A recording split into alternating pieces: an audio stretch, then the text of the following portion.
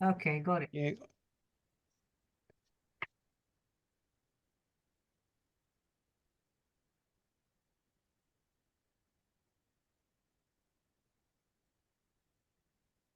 Welcome to the Existential Society in Melbourne, Australia. Existentialism is an umbrella term covering diverse and often conflicting schools of thought. Consequently, we are not agreed on who or what is an existentialist. We simply agree to disagree.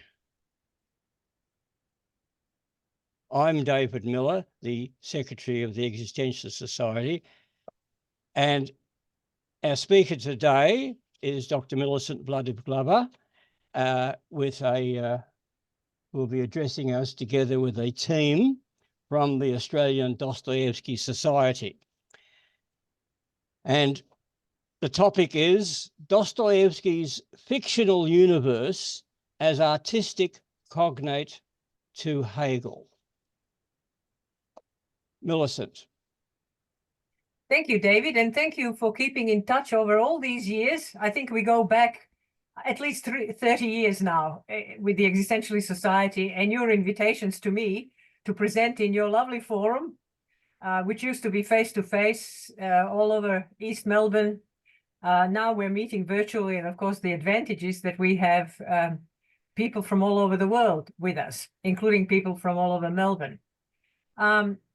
I just would like to start with a short preamble to explain the position of the Australian Dostoevsky Society vis-a-vis the topic of Russian culture.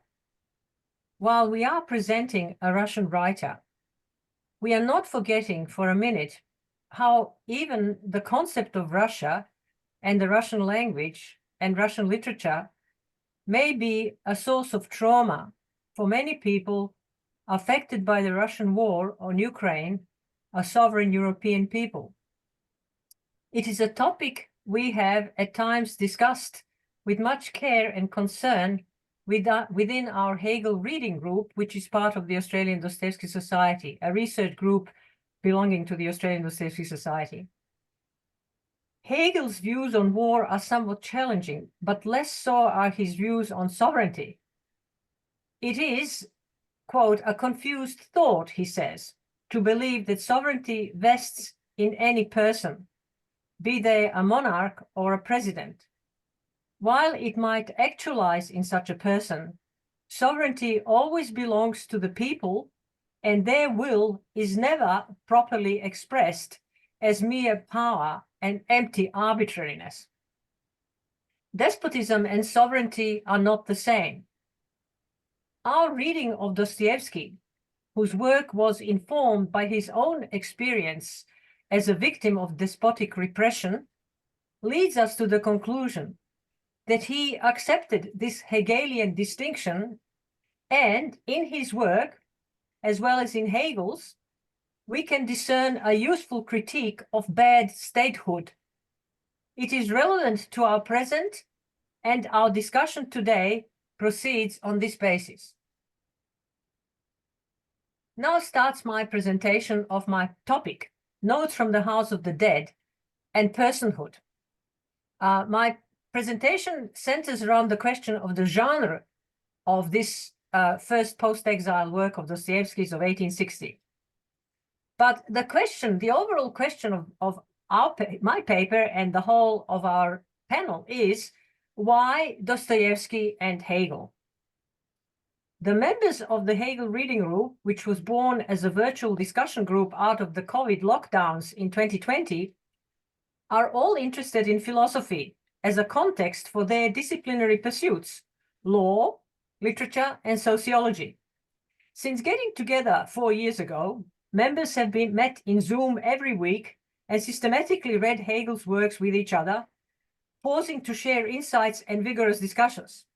Members of the Hegel Reading Group have also applied Hegel's thought to the topics of their disciplinary interests. Today, the disciplines represented are law and literature, with our discussant bringing in sociology.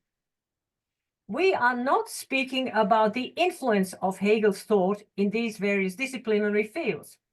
We are speaking about echoes of Hegel, which falls just short of calling these echoes intertextuality. This is because it is more difficult to pursue covert references to Hegel's thought in the work of a writer than it is to find allusions to literary themes and motifs of one writer in the work of another. The focus today is on the literary works of Dostoevsky and how he represented a Hegelian theme, personhood, in his first post-exile fiction, Notes from the House of the Dead, and other works. Dostoevsky was Hegel's younger contemporary. Hegel died in 1831 and Dostoevsky was born in 1821. Both lived in monarchies which were military dictatorships, Prussia and Russia.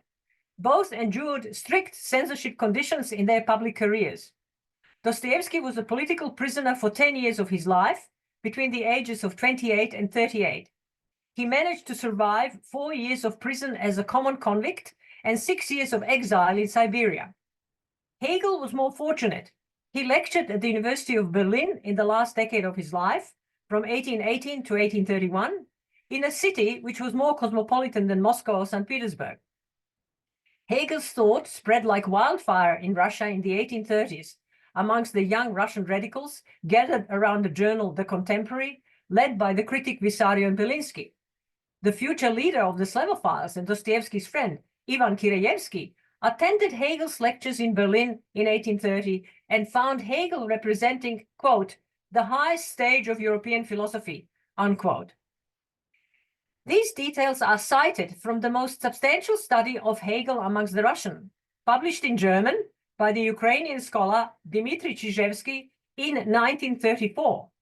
However, in his account of Hegel's influence in Russian thought in the 1830s and 1840s, Chizhevsky claims that this influence ceased after the 1840s and that the Russian thinkers who could be called Russian Hegelians became epigons. This is the claim our panel challenges. We put forward in our analysis that Dostoevsky's aesthetics is replete with echoes of Hegel, and that these echoes have not been readily visible to the Dostoevsky reception because, on the one hand, Dostoevsky went to great lengths to mask his borrowings from Hegel, and on the other, very few Dostoevsky scholars have read Hegel in as much depth in order to be able to detect his echoes in Dostoevsky's works. Like very few have read Hegel every week for the last 4 years to be able to saturate themselves in Hegelian thought. What establishes a contiguous relation, as Nikolai Gladanac will say later in his paper, what establishes a contiguous relation or a standing side by side or consanguinity between Hegel and Dostoevsky is the concept of the universal, which grounds their aesthetic perception of society and history. Which grounds their ethical perception of society and of history. To explain what I mean by the term universal, let me draw on the opposite concept, used as the title of Michel Ulbrick's 1998 novel, Atomized. One could summarize the plot of that postmodern novel about the 1960s European civilization as an endless series of particulars without a single universal in sight. In other words, the novel is built out of component parts which do not make a whole, which do not create meaning or an ethical position. Instead, a summary of the novel's content shows that its world is without ethics, love, or meaning. So, of course, the insight that Ulbrick leads us to is that European civilization is no longer a universal one. It is an atomized civilization, fragmented. But we're not interested in Ulbrick at this point. We're just wanted to illustrate the meaning of the term universal. Hegel's model of an ethical state, of civil society in such a state, is precisely the opposite of Ulbrick's atomized. Citizens are particulars who are oriented towards one universal, the good of the state, which is the good of all. Hegel's system, if you can call it that, on which his philosophy of history and philosophy of right, as well as his phenomenology of spirit are based, is the relationship of the particular to the general, or in his nomenclature, das Einzelne und das Allgemeine, or the particular and the universal. Even if there are not many studies in Dostoevsky's scholarship on Dostoevsky and Hegel, it is accepted that Dostoevsky's aesthetics demonstrates a preoccupation with the universal. In opinions expressed quite recently at a 2021 roundtable by some leading international Dostoevsky experts, we find the following characterization of Dostoevsky's opus. Dostoevsky as a universalist. Sergei Kibalnik from Moscow University says, Dostoevsky's novels might really be the last ones in the world literature to preserve the universality of the world. Those are classical novels which already incorporate the man of modernism in the same way as Stavrovin, according to Akim Wolinsky, heralds a decadent man. Although traditionally regarded as one of the great realist writers of the 19th century, in the company of Dickens and Flaubert and Tolstoy, Dostoevsky is now frequently described as not a realist.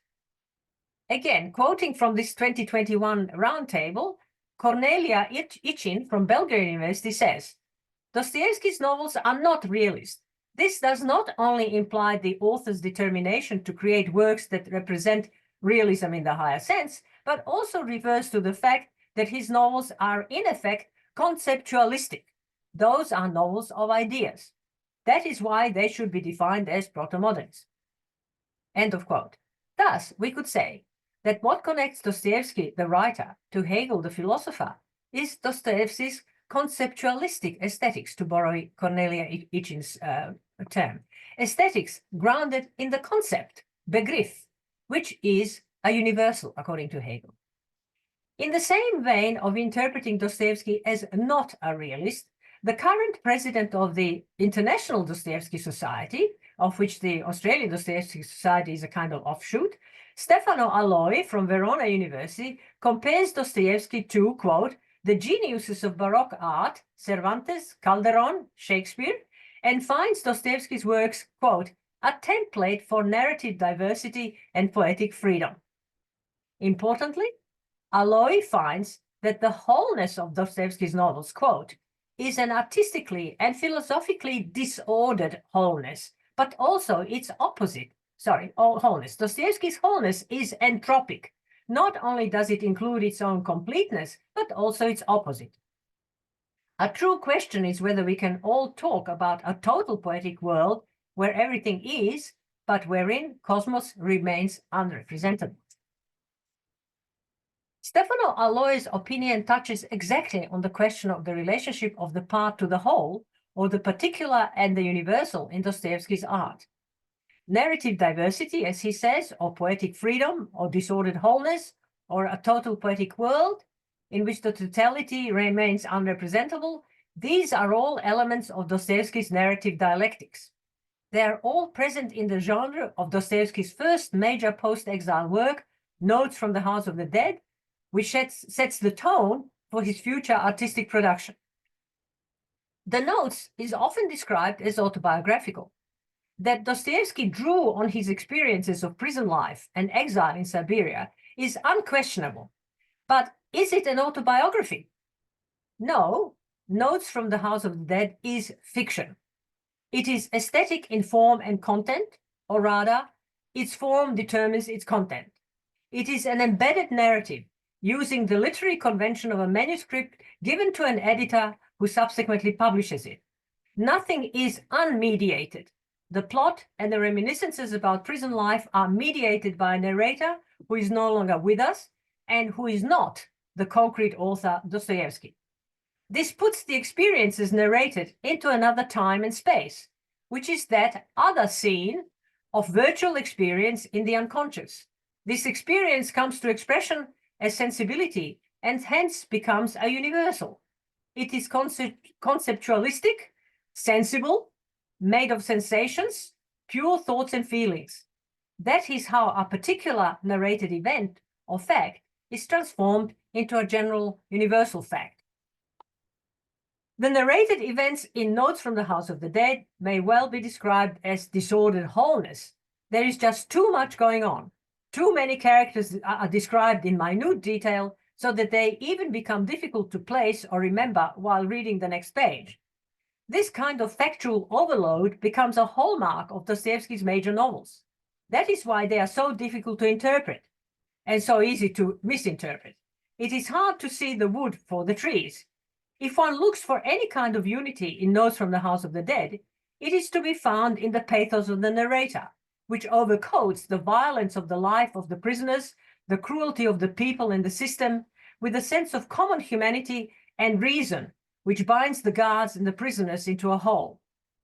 This comes to expression with force in the chapter entitled The Performance, which details the staging of a folk drama by the prisoners for the prisoners. This pathos is absent from a real autobiography, such as the reminiscences about Siberia, penned by Dostoevsky's friend and protector, the young Baron Wrangel. In his reminiscences about Dostoevsky in Siberia, 1854-56, published in St. Petersburg in 1912. When you read Wrangel's Vоспоминания, reminiscences, they're a different story altogether. They're totally unmediated cruelty and no fictionalization at all. That is a real autobiography. Dostoevsky's Notes from the House of the Dead is fiction. No philosophical deliberations soften the picture of corporal punishment in Wrangel's reminiscences. By contrast, Notes from the House of the Dead is full of asides and digressions on the nature of punishment. The narrator allegedly has an insight into how the prisoners feel about their corporal punishment. He describes how they take their punishment willingly and with dignity. Some even crave it because they feel that their just punishment restores them to the community of men or keeps them within the bounds of reason. The narrator's thoughts on the nature of punishment have an unrepresented and unrepresentable context, Hegel's philosophy of right, in which punishment is regarded as a means of recognizing personhood, which is the common theme of our panel. Thus, Hegel says, the injury which the criminal experiences is inherently just because it expresses his own inherent will, is a visible proof of his freedom and his right. But more than that, the injury is a right of the criminal himself and is implied in his realized will or act. Now, we're talking here about real criminals. We're talking about innocent people being put in prison. We're talking about people convicted, proven convicted of really serious, heinous crimes, right? So that's what Hegel has in mind. He doesn't have in mind a person who is unlawfully in prison. To punish a murderer serves not only the restoration of justice to community, but also honors the murderer instead of discarding him from the human community and treating him like an animal beyond the pale of human rationality. This, by the way, is a big theme in Brothers Karamazov, in Ivan Karamazov's article on the relationship of the church and state, and on the question of how the criminal should never be completely discarded. No matter what he has done, he should not be banished from human community. And that, in retrospect, I realize a totally Hegelian thought. A totally Hegelian borrowing. If you want to reread Ivan Karamazov's The Church-State Polemic in one of his, articles attributed to him. Although conditions in the prison system suggest in the Notes from the House of the Dead that prisoners are reduced to a very basic level of existence, they are not animal-like or without a rational order which characterizes their life together as a human community and not something else. This interpretation is not meant to diminish the whole contemporary analytic of human rights or to valorize the violence of the law in 19th century Russia, would that it was only in that century, but to point out that Dostoevsky's understanding of punishment was similar to Hegel's, that in fact he had extrapolated it from Hegel while he was engaged in the study of Hegel in Siberia in 1854-6, together with Wrangel, together with his friend Wrangel, as documented in his letters of the period. The narrator, by the way, also alludes to 2 books he received in prison from the Polish political prisoners, which were very important to him. So we don't know. This has not been properly researched. What, if anything, did Dostoevsky really receive in prison from these Polish prisoners who were more enlightened than the Russian? They were political prisoners together with Dostoevsky when he was in prison. So we don't know. I'd love to know what kind of books he was alluding to here. What did the Poles give him? In Dostoevsky's scholarship of the present and the past, we can read a lot about Dostoevsky's conception of the Russian idea or the Russian spirit or the spirit of the people, which will save the world. This, of course, was immediately decried by some of his contemporaries, but it wasn't well received as it is received nowadays.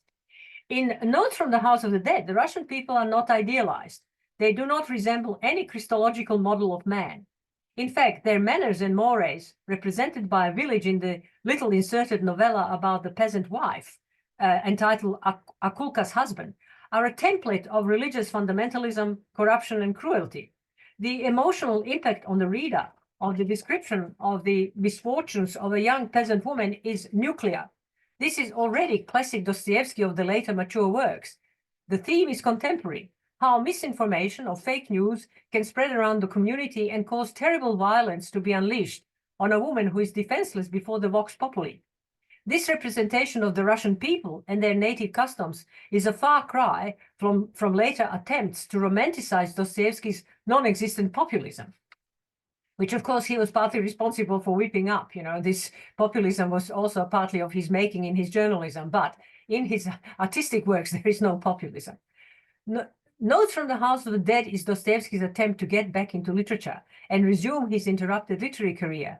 This is why Notes from the House of the Dead is a watershed, not only of ideas about pain, corporal punishment, freedom, the role of the state, and the rule of law in the lives of individuals. It is also an amassing of literary devices, a kind of testing of the pen, to bring to expression his decade of pent-up creativity.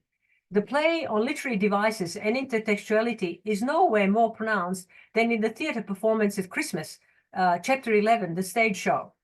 What is striking about the representation of the prisoners in this chapter is the absence of realistic detail. So here we go again, he was not a realist.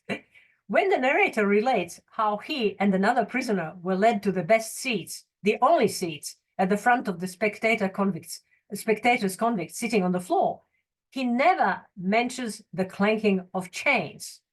It is as if he was being ushered into a theater in St. Petersburg.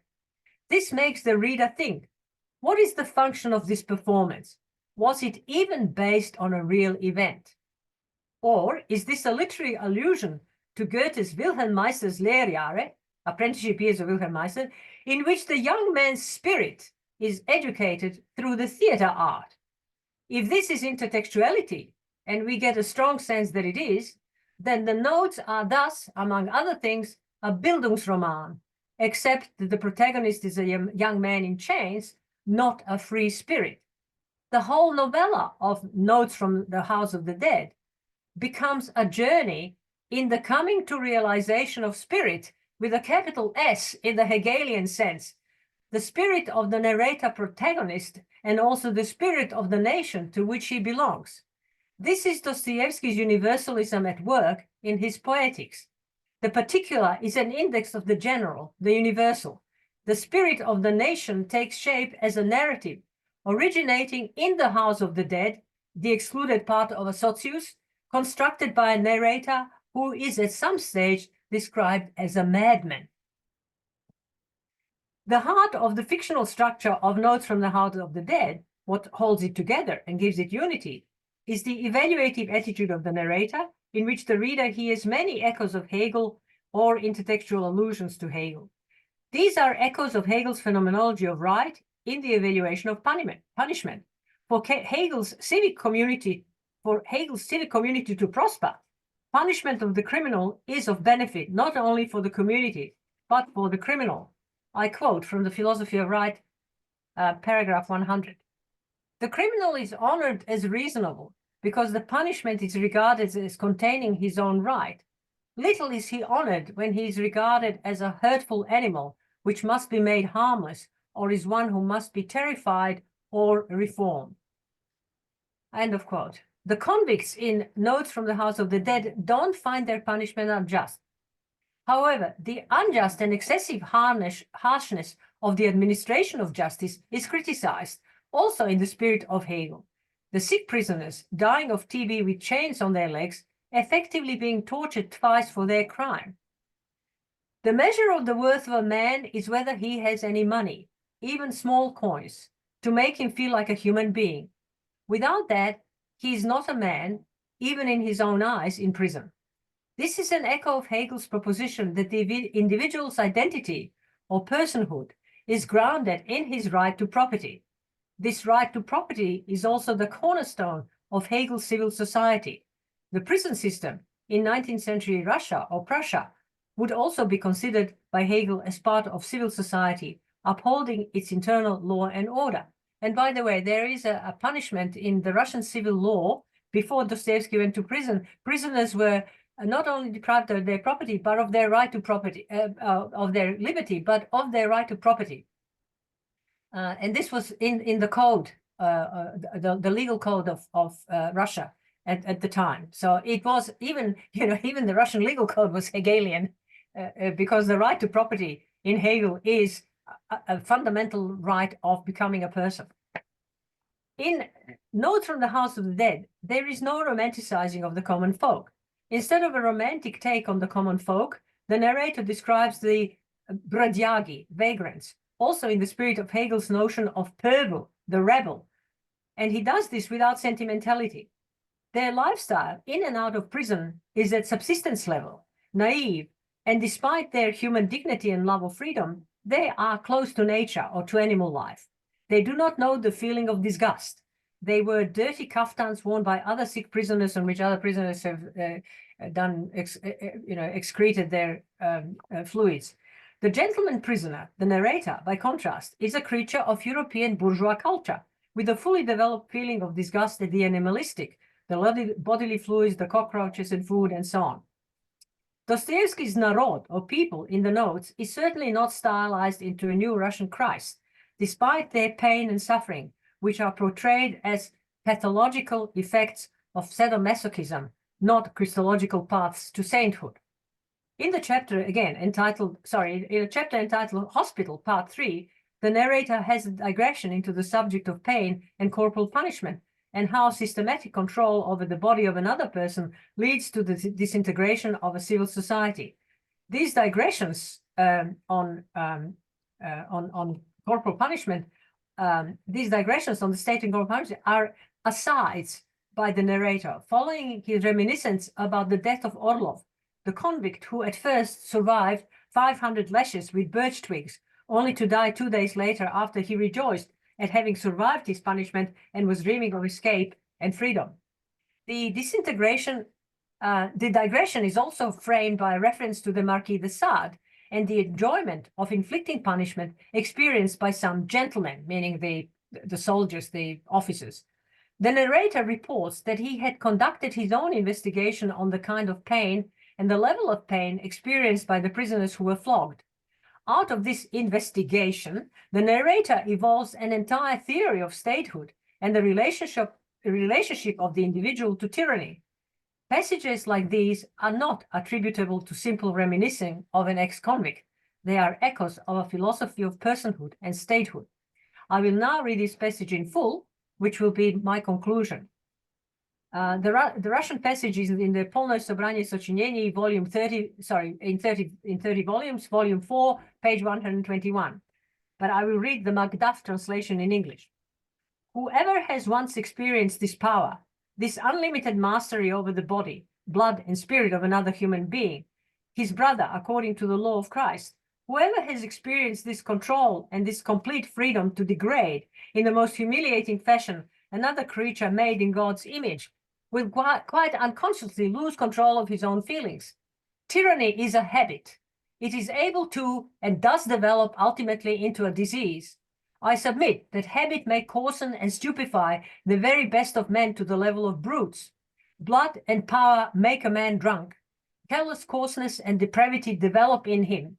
The most abnormal phenomena become accessible and in the end plausible to the mind and the senses.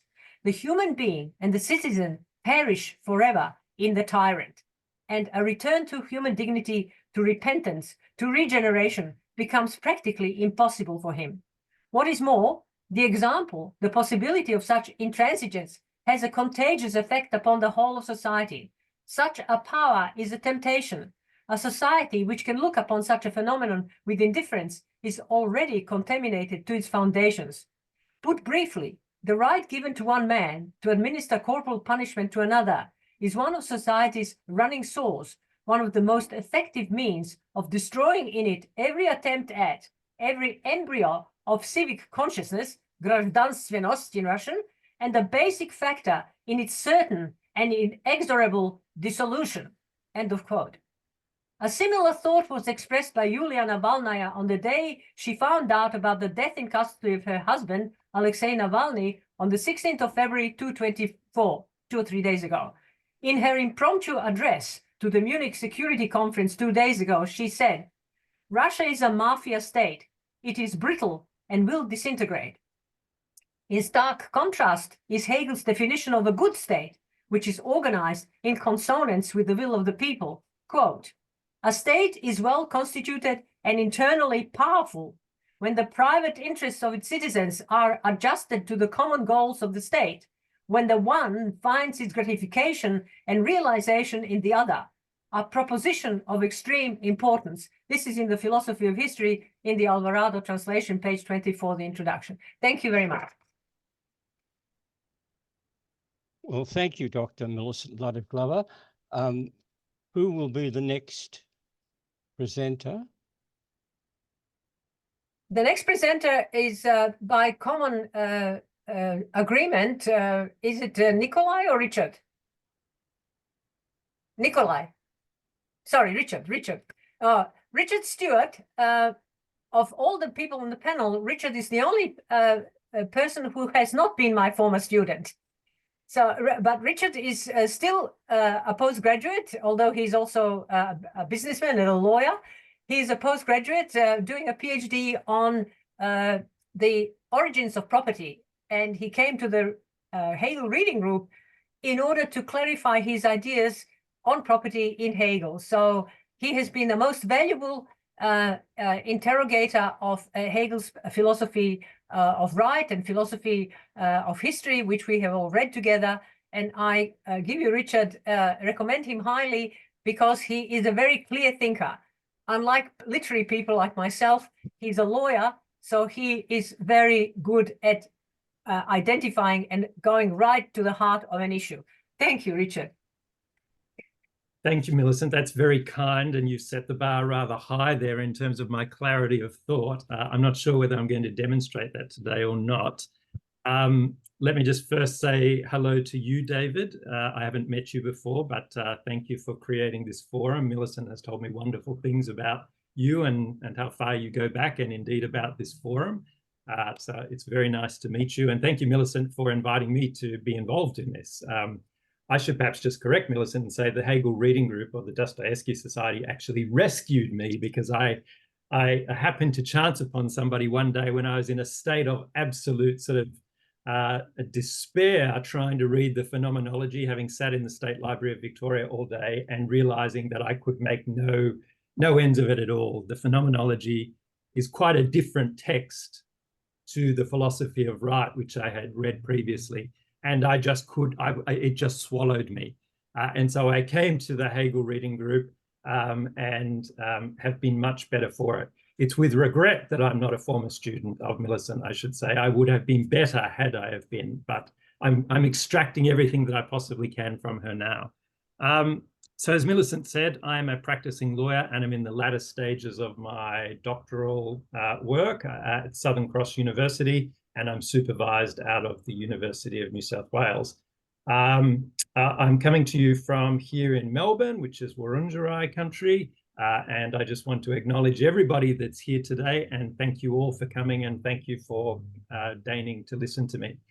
I should confess, and I just mentioned this to my fellow discussants a moment ago, I had originally conceived of this as literally a panel discussion, and so I didn't write a paper per se, but now that I understand that it is sort of proceeding on this basis, I've tried to put it into a bit more of a narrative form, but it will mean that I have to read a little bit, so I apologize for that in advance. In terms of what I'll speak to, the subtitle of the talk, as you will know, is The Resonance of Hegel in Law, Society and Literature. I guess I'll be taking up the resonance as we find it in law and society and property, and quite specifically property law. I'll talk to property law quite a lot. Millicent in her talk mentioned that the right of property in Hegel is fundamental, and hopefully in my talk I'll sort of reiterate that. So I'll talk about the resonance of Hegel in law and property.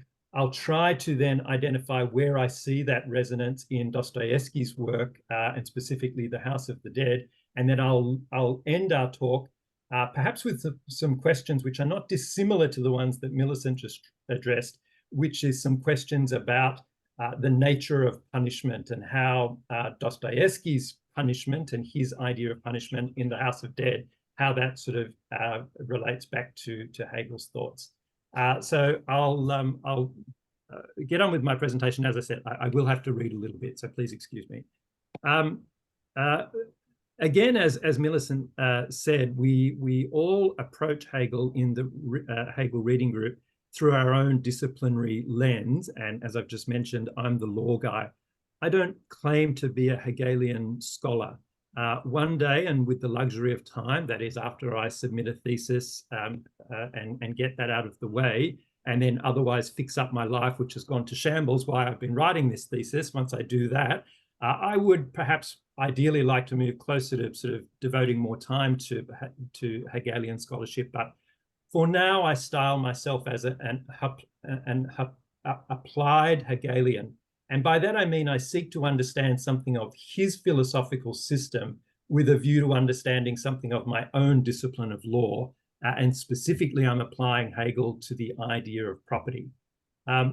Hegel was not a scholar of property, but his resonance in property and within the very idea of what property is and how the institution of it figures in human life is very strong indeed. We see it most clearly, I think, in a theory of property which really took form in the 1980s and which we know as the personhood theory of property.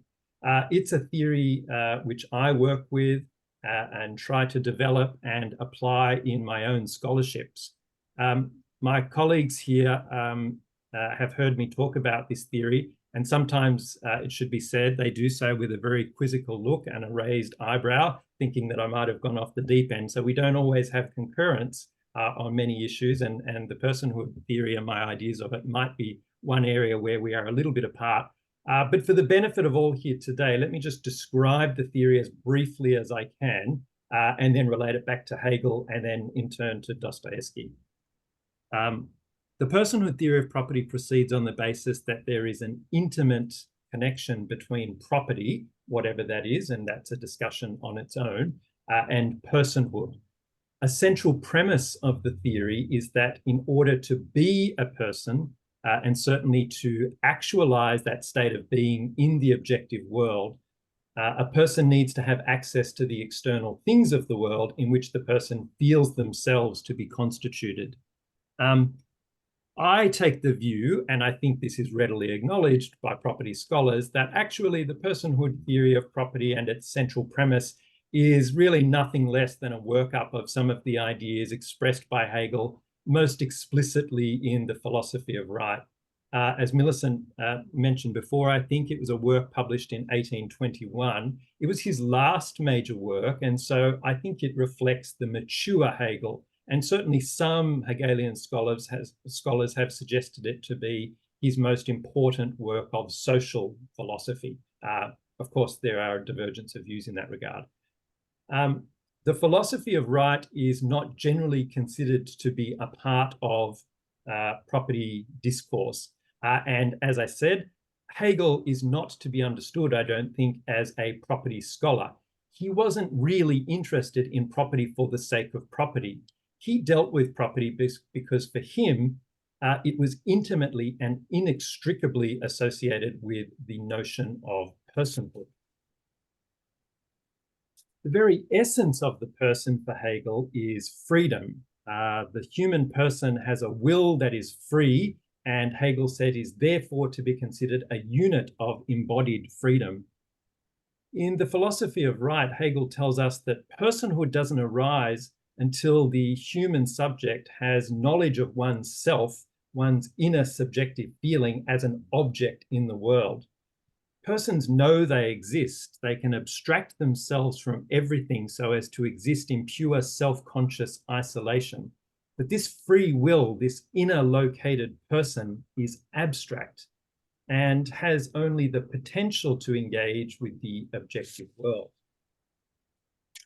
in order not to remain abstract, the person must give herself reality, and the materials of the physical world, the things of it, according to Hegel, are chiefly the means by which she does so. The first phase of freedom, Hegel tells us, is property. Hegel sees the things of property as giving tangible existence to this inner located abstract person. It's by having such an existence that the person becomes actual and objective as part of the physical world.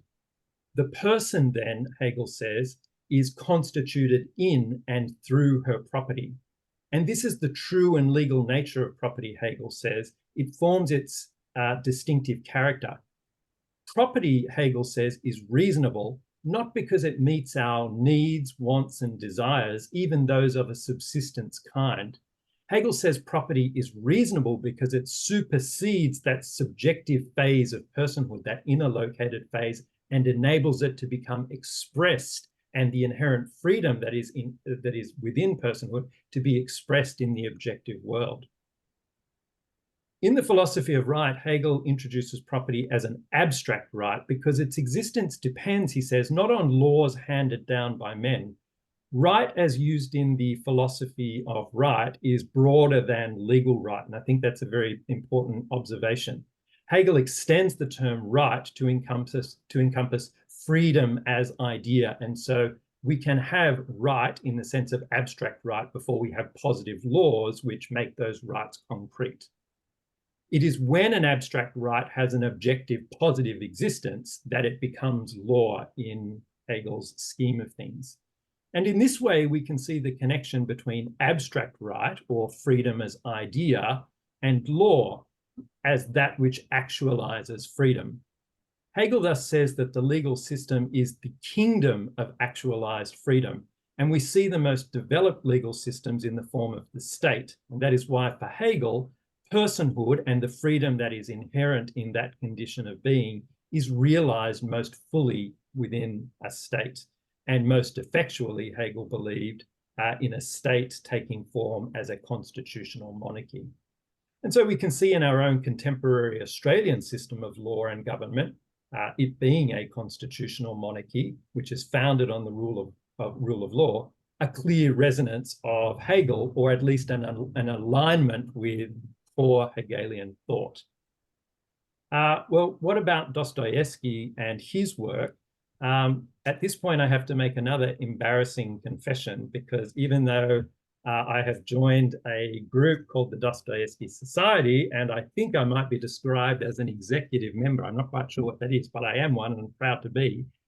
Until very recently, and indeed until the point where Millicent gifted me for Christmas a book, being The House of Dead, I actually hadn't read a complete work of Dostoevsky. Very embarrassing, I know, but I hadn't. But I took to it with gusto, knowing that this talk was on the horizon. And I was actually a little bit concerned whether I would be able to find resonance of Hegel, clearly in Dostoevsky.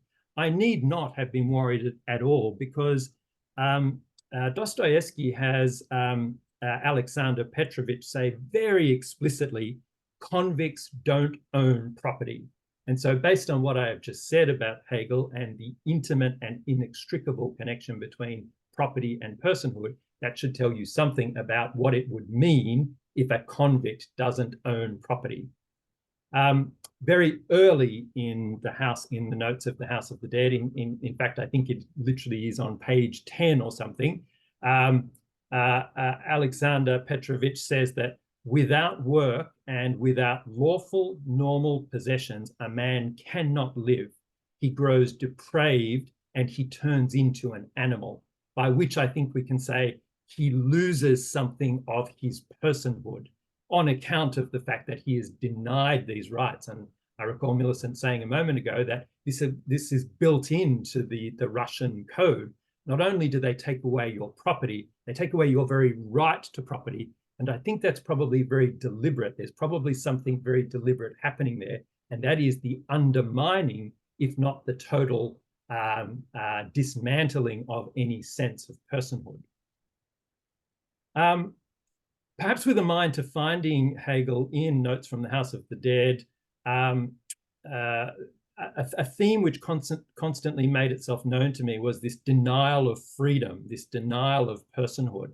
And that is, of course, what prison is kind of about. That is an objective and function of prison, to deny the imprisoned person his personhood, whereupon he reverts to something closer to a non-person animal.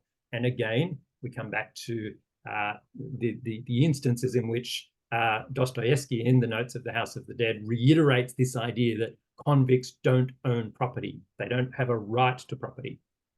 Via Alexander Petrovich, Dostoevsky tells us that he and all of the prisoners are conscious of this reality. They are conscious that they don't have property. And they are conscious, therefore, that their freedom is somehow undermined. Quote, he says, "What is it that has a higher value than money for the convicts? It is freedom." So they sense this loss of freedom very acutely. Once freedom and personhood are properly associated in the Hegelian sense, this observation from Dostoevsky becomes all the more poignant, I think, and it certainly became so for me as I was reading Notes from the House of the Dead. For me, it helped me to understand the pain of Alexander Petrovich and his experience as a prisoner, an experience of which he was plainly conscious. He was conscious of his condition as a person and of it sort of slipping away from him. It wasn't so much the physical conditions of his imprisonment that was the source of punishment, I think. He even says at one point that he began to enjoy the cabbage soup that had the bodies of dead cockroaches in them. And there are other points where he starts to find, even though they hold him very much at arm's length, he starts to find some camaraderie and some sense of relating with the other prisoners. But he does at the same time show us that what died in that Siberian prison was his sense of personhood. And that's a device that I think Dostoevsky uses very effectually in Notes of the House of the Dead. He shows us, I think, how there is a movement of spirit within his principal character. It drains from him over the period of his incarceration, and ultimately it renders him something other and perhaps less than a full person, and perhaps something closer to this depraved animal, which Petrovich references at the beginning of the text.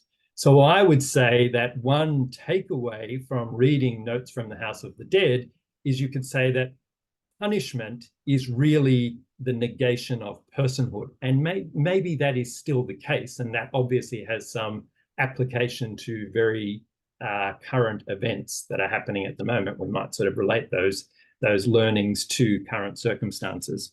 And so that leads me to this sort of final interesting observation, which I don't have any clear answers about, but perhaps we can discuss it. And that is, and this idea doesn't seem to have appeared to Dostoevsky, at least not as much as I could discern it.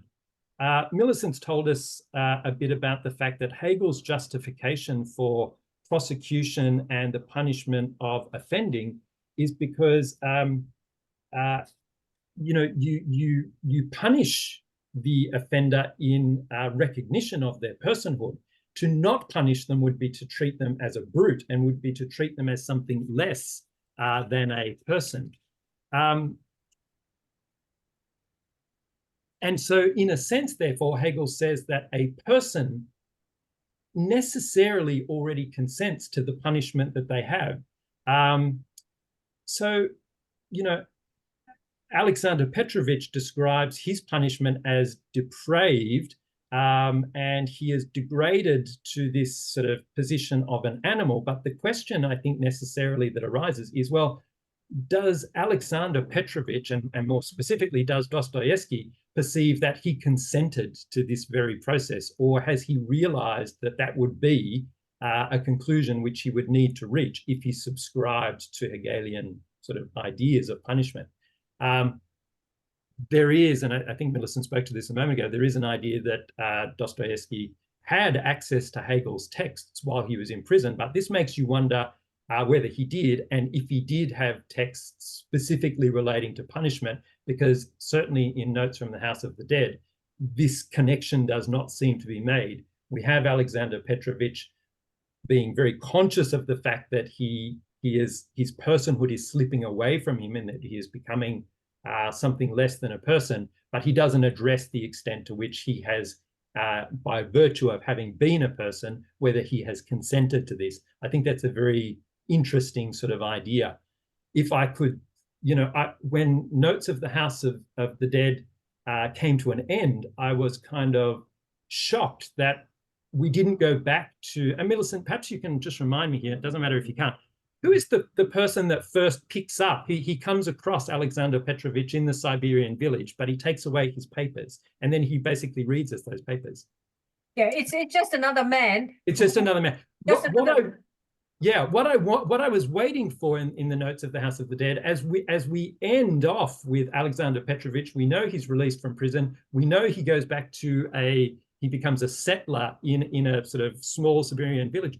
I wanted to know what happened to him, and did he make this reconciliation between the loss of his personhood and the fact that he could somehow reclaim his personhood by understanding that he had consented to it, and that would be part and parcel of how he regained his personhood. I don't know. We are never left to, because obviously in Notes of the House of the Dead, Alexander Petrovich dies while the person who introduces the story is away. We don't really know what became of him. We know he remained very much an outsider. We know that he withdrew into himself, but we don't know to what extent he chose to do that and to what sense he recovered from his imprisonment.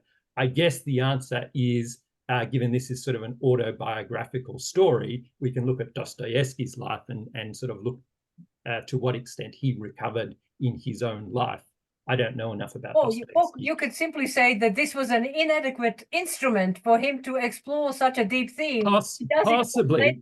It was too much for him. Possibly. And so that's kind of the presentation that I wanted to give, but I'm going to do something kind of dangerous now in the sense that it's unplanned, but I feel I have a responsibility to do it because I'm talking to the Existentialist Society. And so this is kind of not a well-formed thought, but I'll offer this just in case it sparks a bit of discussion after Nikolai has spoken. I saw from the Existentialist Society website that it's a group which meets to consider some really important existential questions, obviously, including whether or not one can live without self-deception or without hedonistic escapism, and whether we, despite the anguish of life's futility and meaninglessness, sort of heading to nihilism there, I suppose, whether we can still seek purpose as an authentic existence. Well, I want to sort of give you my thoughts about what Hegel would say about that. And Hegel's answer to the first part, can we live without self-deception and without hedonistic escapism, is a resounding yes. We can live without it. And indeed, we have to live without it, because Hegel, I think, would say self-deception is the antithesis of personhood. And nor will you find that state of being in any kind of escapism, whether it's hedonistic or otherwise. Hegel says that being a person is the highest aim of the human animal. And to be a person, we have to work through the alienation that we will necessarily experience as we move toward actualizing our inner freedom. We have to not only find unity between us and the other, but we have to find in that unity something that is better and a more effective device for actualizing what we are as free persons. And while certainly we can luxuriate in our own thoughts and we can contemplate, and indeed to some extent we can be self-sufficient in that regard, we always have to do so, I think, as persons, in the knowledge that we as individuals are always situated within something greater than ourselves, whether that's our particular groups of people that we surround ourselves with, which Hegel calls estates in the philosophy of right, whether it be civic communities, which is sort of on the form to statehood, and ultimately in statehood itself. And a state for Hegel is the highest earthly actualization of freedom. The individual person doesn't really find full actualization otherwise than in the state. So that sort of puts the idea of escaping away from a notion of a state to bed for Hegel. What about an authentic existence? Well, we've discussed at times within the Hegel reading group, how we exist as individuals, whether we matter as individuals, whether or not we don't matter. And this is a point at which we sort of have some fairly robust discussion at some junctures. I could do nothing better than reading you a particular quote from Richard Sachs that I love. It's a quote from 1972. And the quote is this: "As particular individuals, we have no essential significance, since we are merely transient and ephemeral. We're merely accidental. But spirit is something that exists only in the form of particularity. And so particular individuals like ourselves are essential to the actualization of the true, or the spirit, or of freedom. Our lives in that sense really do count for something, but only insofar as we, the torchbearers of consciousness, and in particular, we are torchbearers of the highest form of consciousness." So we don't matter in one sense until we situate ourselves within this broader scheme. And once we find ourselves within that scheme, once we appreciate that that is where we best actualize the inherent personhood and freedom that is within us, we understand that we are a moment of something greater. And in that understanding is where I think we have an authentic existence. I don't know whether that lands with anybody, but that's just my thoughts on answering some really super questions that are on the website of the Existentialist Society. And with that, I will leave it. Thank you very much for listening to me.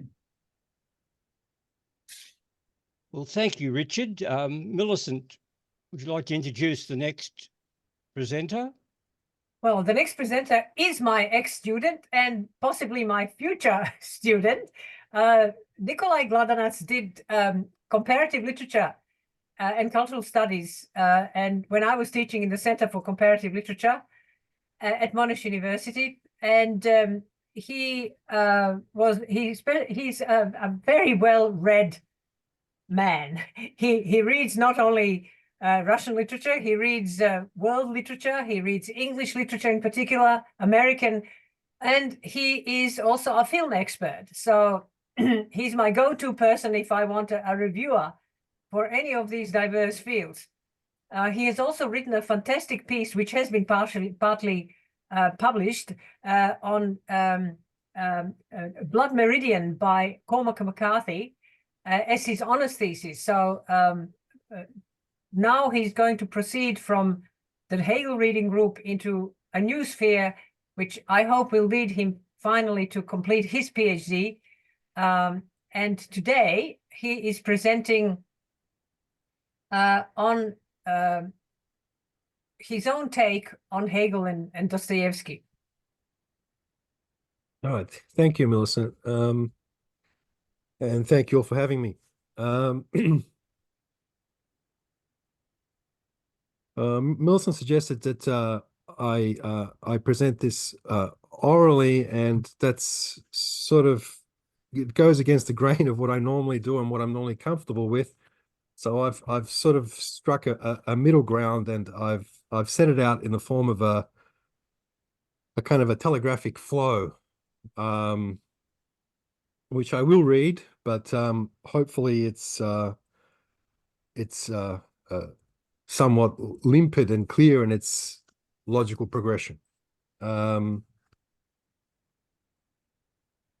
inspiration for the paper in formal terms is Robert Bresson's notes on the cinematographer. So here we go. On the question of freedom in Hegel and Dostoevsky. Freedom was a fundamental concern for both Hegel and Dostoevsky. Their approaches to the topic, though philosophical on the one hand and literary on the other, present us with an equivalence akin to simultaneous invention in science, the best known example of which is Leibniz and Newton's independent development of calculus. Hegel. Like all Hegel's key terms, freedom was worked through in a number of variations and registers, but some aspects of it are broadly true. Freedom for Hegel, as for Kant before him, was not freedom from all and any constraint. It was not what we would call libertarian freedom or the freedom to do what thou wilt. Neither was it simply, as it was for Kant, the freedom from natural inclination in which one rejects the external determinations of appetite or desire through the application of reason and the internalized moral law. Hegel did not disagree or contradict this proposition, but rather follow it to its logical conclusion, thereby turning it on its head. This is one of the ways in which his proximity to Dostoevsky can be seen. In the first instance, desire for Hegel is not simply the intrusion of nature. Desire itself is overwritten by culture and ethical life. Desire includes within it and is a function of the intersubjective space of the social within which it is embedded. This is what Hegel termed will. Its two primary forms are subjective will, the will that pursues individual ends, and objective will, the will, as it were, of the social whole. The aim of his philosophy of right was to reconcile the two. Subjective will, though capable of veering into particular or arbitrary whimsy, is for Hegel not only conditioned by the social, it is only ever discernible in retrospect, once it has actualized itself in the world. Until such time, it is merely internal inclination. It could will the arbitrary or it could will itself. To will itself means to will the rational. For only willing the rational preserves freedom for everyone, preserves freedom as such. Therefore, the transition from necessity to freedom in Hegel is not at the expense of the former. Freedom does not eradicate necessity, it internalizes it. That which is internalized is the other in relation to the self. Freedom lies in the identity of the other with oneself. Not so that they pass one into the other, but instead so that in apprehending the other as the condition of possibility of the individual self, the self apprehends itself as individual through difference. That is to say that freedom, because it is bound up with a minimal sociality, is never abstract, never hovers, as it were, over us as an a priori moral injunction, whether purely formal, as in Kant, or theological, with its threats of punishment and promise of rewards.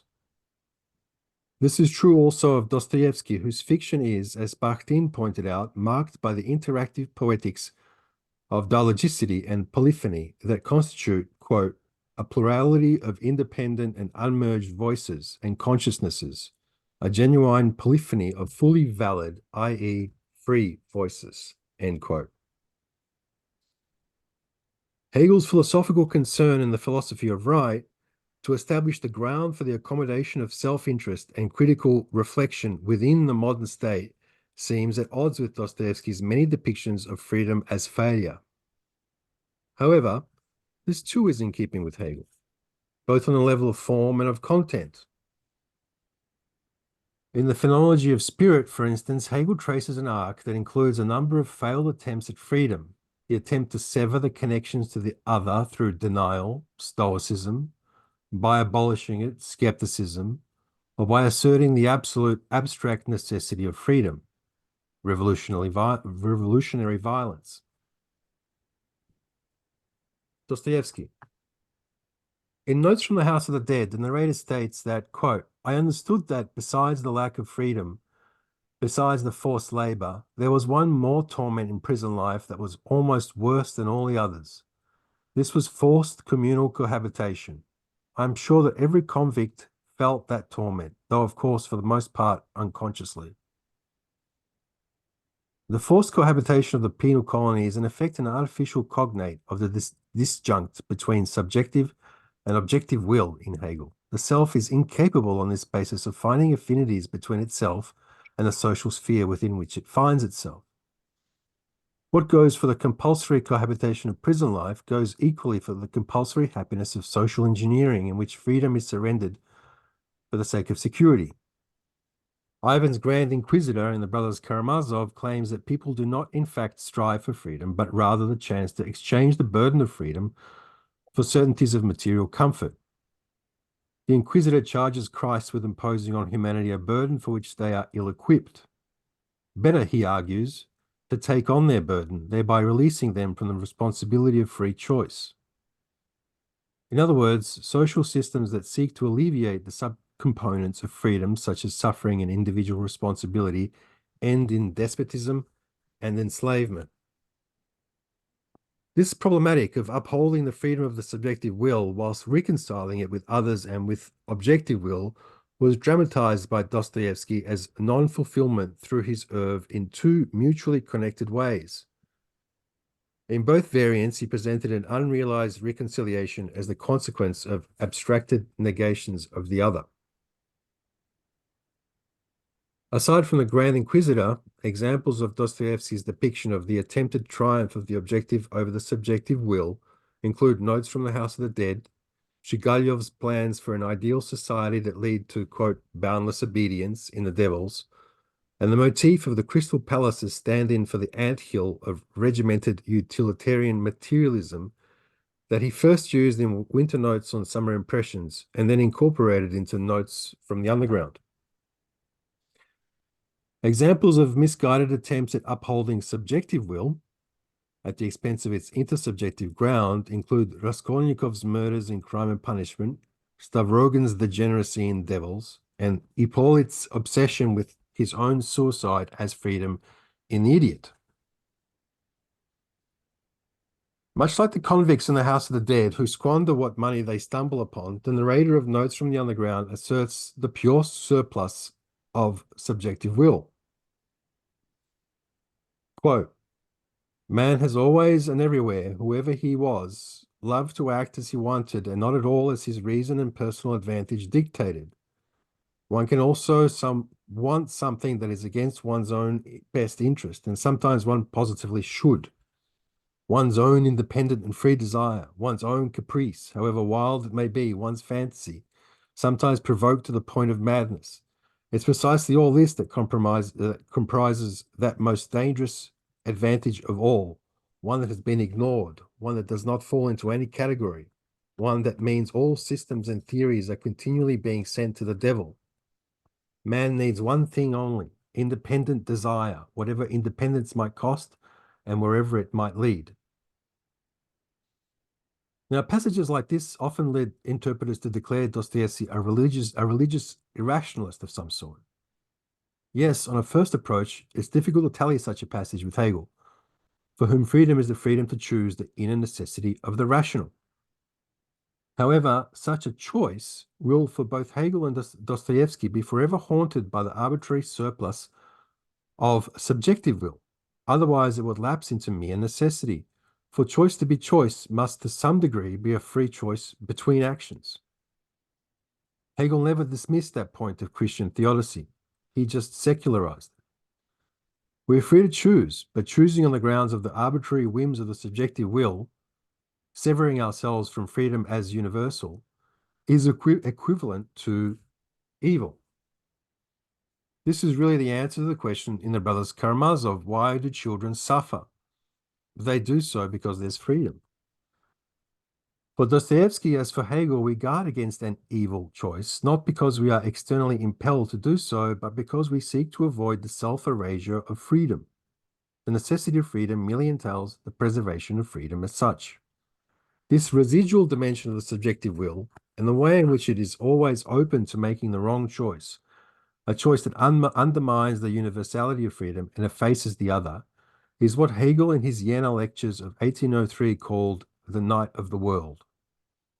It's what makes the other ultimately inscrutable to oneself, preserving them as an individual who struggles to realize themselves as universal through self-consciousness.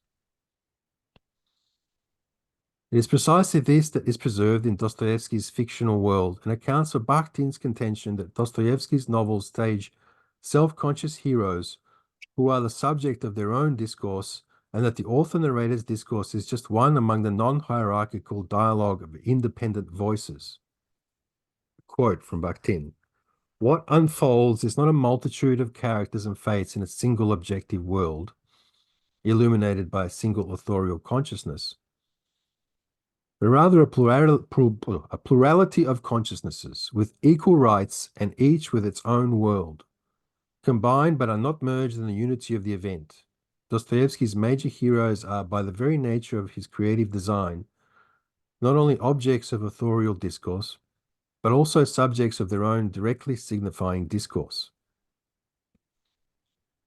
What Bakhtin does not mention is that, though true of Dostoevsky's compositional principles, the preservation of the freedom of the individual is not necessarily the concern of his characters, many of whom are either hostile to the other's consciousness while depending on it, like the underground man, or else make typically disastrous or at least internally contradictory attempts at comprehending it. Gorianchnikov, in Notes from the House of the Dead, Alexander Petrovich, as the previous discussants have called him, who is first and foremost remarkably unreflective regarding his murder of his wife, writes of the convicts that, quote, scarcely a single one of them inwardly admitted his own lawlessness, end quote. Not only does he pretend to the inner knowledge of the other, he then contradicts himself and admits that the topic is taboo amongst the convicts, a clear indicator of something like conscience. The peasants and criminals whom he encounters are likewise incapable of approaching Gorianchnikov in any other way than through the thematization of his status as a nobleman. The fictional editor of his manuscript makes equally unjustified claims. He depicts him as brooding, resistant to human relations, but this is completely at odds with the picture that Gorianchnikov paints of himself, and is indeed difficult to countenance since we are presented with the very manuscript that disproves it. Dostoevsky's oeuvre presents us then with myriad examples of the ways in which attempts at freedom can and do fall into new forms of alien constraint. This is undergirded by his depiction of intersubjectivity as at once dependent on communicative interaction and prone to the dismissiveness or oversimplification of the other. His characters often descend both to self-deceit and self-conceit, but in doing so, they present us with failed shapes or modes of freedom akin to the way in which consciousness develops as self-consciousness in Hegel's Phenomenology of Spirit.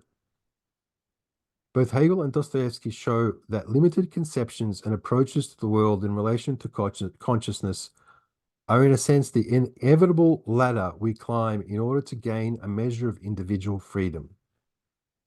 The task with Dostoevsky, as with Hegel, is to bring these dramatized failures together and recapitulate the stages taken in order to not to get a purchase on some non-existent world beyond, but rather the rational cognition of this one.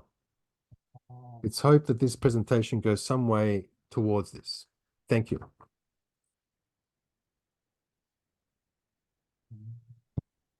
Is there a further presenter, Millicent? Well, we now have Nick Ulbrick, who is also an ex-student of mine from the days of the Center for Comparative Literature. Nick has left comparative literature officially, but unofficially he's still with us. Officially, he's pursuing a PhD in sociology, and he has a very good sociological perspective on everything we do in the Hegel Reading Group. So he's a very valuable member of our little research laboratory. So Nick is the discussant, and Nick will summarize our positions. Thank you, Nick. Thank you, Millicent. Thank you for the kind words in your introduction. And I have the unenviable task of trying to reflect the individual brilliance of the first three speakers. Millicent has set the table for our discussion today. And it's interesting that we're talking about these big existential ideas in a fictional universe that perhaps couldn't be any more constrained than what we're presented with in Notes from the House of the Dead. We have discussion from all three, Millicent, Richard, and Nikolai, discussing exactly how the assault on personhood and freedom occurs through this enforced cohabitation, undesirable enforced cohabitation. And it prompts a question here around what freedom means within a Hegelian philosophy. And I note that Nikolai was very careful at the beginning of his presentation to highlight the interconnection at the time of Hegel and Dostoevsky with other luminary figures in other fields, such as in physics with Leibniz and Newton. Calling perhaps a conscious or unconscious connection between methodology in approaching these big questions. Not to say that Hegel or Dostoevsky's philosophical work can be compared directly to physics, of course, but simply to point out the level of regard that these people had to their work, which I think is an important thing to note here. When we're dealing with this polyphony of voices, each who are in their own way conscious beings in the work of Dostoevsky, we have this mirror into how, in a sort of a moving picture, if you will, Hegel's philosophy can be applied to our contemporary conundrums, whatever they may be. But with Dostoevsky, we get straight to the point. If the question is a question of freedom, Dostoevsky requires us to ask that question in prison. And that is certainly how each of the other panelists have approached this today. And it is a question of how the universal from that point on then grounds their ethics. And I think Millicent has given us a very clear approach to extracting Dostoevsky from any kind of contemporary and even, dare I say, transient nationalism that may cloud our judgment on some of this discussion. Richard has certainly gone more deeply into the legal side of things. But I think what emerges from all three presentations that we've heard today is how widely Hegel's theories can be applied, and that Hegel's philosophy is in every sense a universal philosophy, and there are no topics that his work doesn't touch. And in that sense, we must respect and recognize how Hegel has extended terms like right to be far more inclusive than mere legality, but to be fully embedded within that legality. And his desire for a constitutional monarchy, as Richard pointed out, which Australia has in various forms, was one that was about the rule of law building or being the foundation for the building of a social project that was institutionalizing freedom. And Nikolai, I think, really expressed what this tension is quite well, in that objective and subjective modes of the will, and how simply pursuing one or the other will not produce freedom, but are in fact failed efforts or failed attempts at freedom. And we saw that specifically in Nikolai's ability to follow this thread, not through one Dostoevskian work, but through multiple works of Dostoevsky, reminding us that this polyphony of voices, of these valid free voices, is beyond individualization at this point. That what Hegel is asking us to consider is not localized to one person or one instance even of martyrdom, and that perhaps we look at the recent death of Navalny as not localized to Navalny's cause, but perhaps expressive of a deeper Hegelian cause towards freedom. So that is sort of where my summary ends on what we've heard today. And what I would add is that in terms of a specific point Millicent made around Dostoevsky not being a realist, or perhaps transcending the boundaries of what we would deem realist novels or realist writing, that he gives us a glimpse through the consciousnesses of each of his characters that on the surface may not make sense.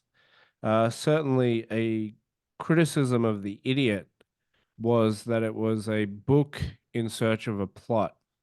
But I would argue it was quite the opposite, that it was a clear and compelling expression of universality through a Hegelian lens.